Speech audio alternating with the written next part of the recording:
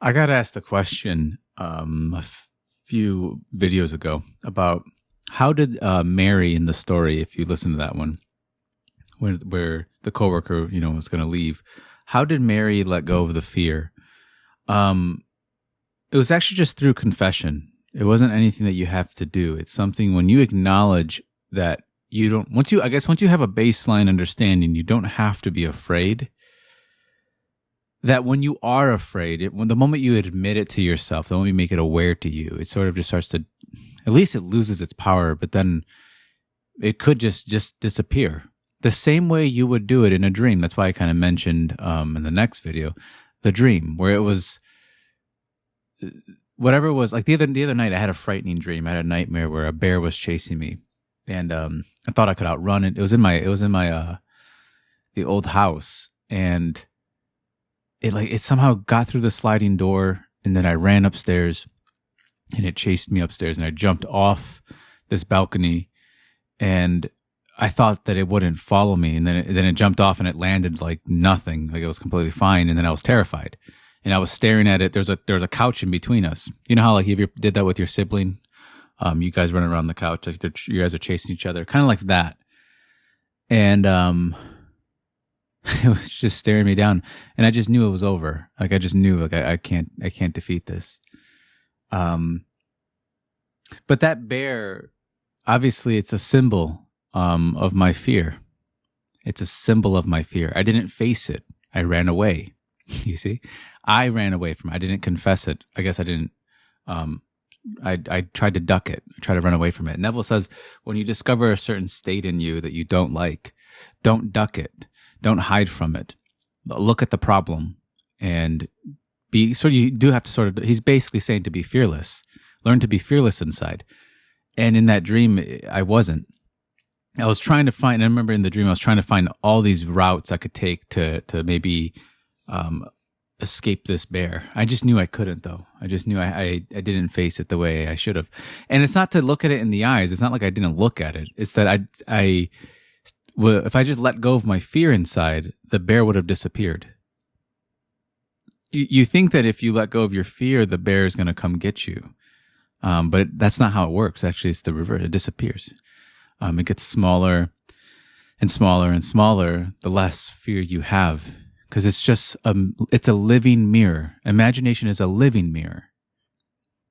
It's alive. It's active. It transforms and it shapes and it molds according to how we feel, and it shapes to us. Right? The mind reflects the man, not the mind. It reflects the man.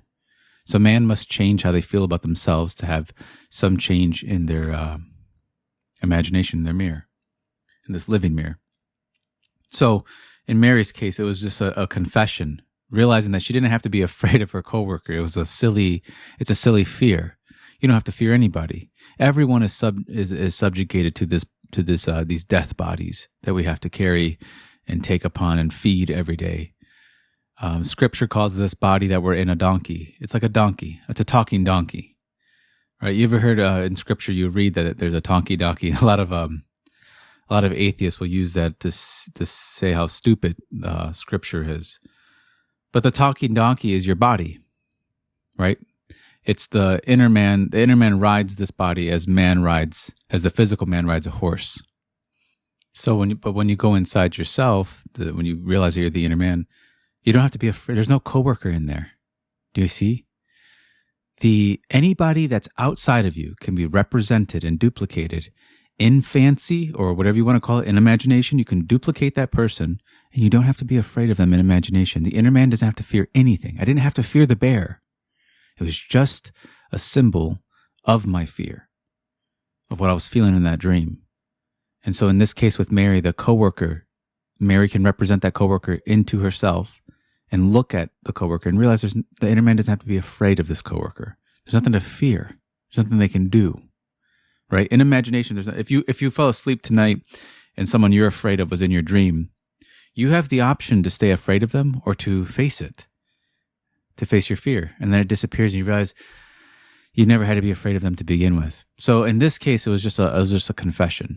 They confessed their fear and it disappeared. So I just wanted to answer that because someone asked that in the last video. But I don't really have anything else to share on this one. I'm actually going to keep this one short. I was going to add more, but I feel like I answered it. It's somebody I know personally. So I saw that the moment they realized, they admitted that they were afraid, it was like acknowledging the ridiculousness of it all. It's the same thing if you fell asleep tonight. The moment you wake up inside of a dream, you realize you don't have to be it's no longer a nightmare, is it? So what changed? If you have a nightmare tonight, but then in the nightmare you wake up and you're no longer scared, what changed? You became aware. You became aware it's a dream. No matter how scary it was, it was a dream, wasn't it? And you were its dreamer. And so what does the dreamer have to do then? If I fall asleep tonight and I wake up inside of a dream and I'm a servant and I don't want to be, do I change the people around me in the dream? No, I change myself from no longer being a servant. And that's where I guess I continue on. I made a short recently where I said it's not about escaping the prison. It's about no longer feeling like a prisoner. So the prison, the jail cell is a representation of the state that I'm in, right?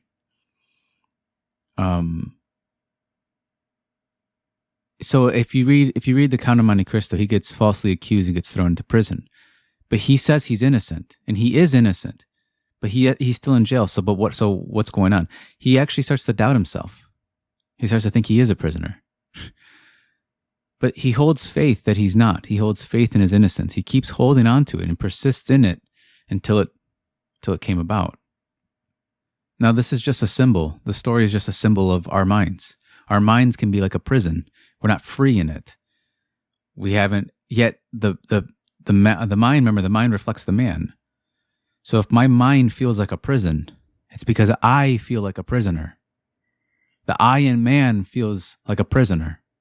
See how it's about the self? If you try to change things, you're going to get really confused. There's no one or nothing to change but self. Do you see? And by self, I mean the imaginal you, the one that is in the body. You wear a body as the man wears a wool coat. You are not the body. You are in a body, and you think in this body, and you can imagine in different realms in the body, and you're going to awaken in the body. And that's where Neville gets the idea of awakened imagination. It's all going to happen in the body. So this is where you solve things. This is where you grow. This is where you change, in the body. So don't go outside of oneself. You don't need to go outside to no longer feel like a prisoner. Someone could put handcuffs on me and I would never feel more free. I'm not talking about literal handcuffs.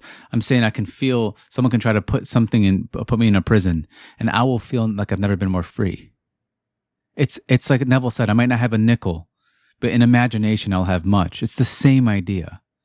The world tries to do something, and the world tries to imprison you, and you've never felt more free. Right?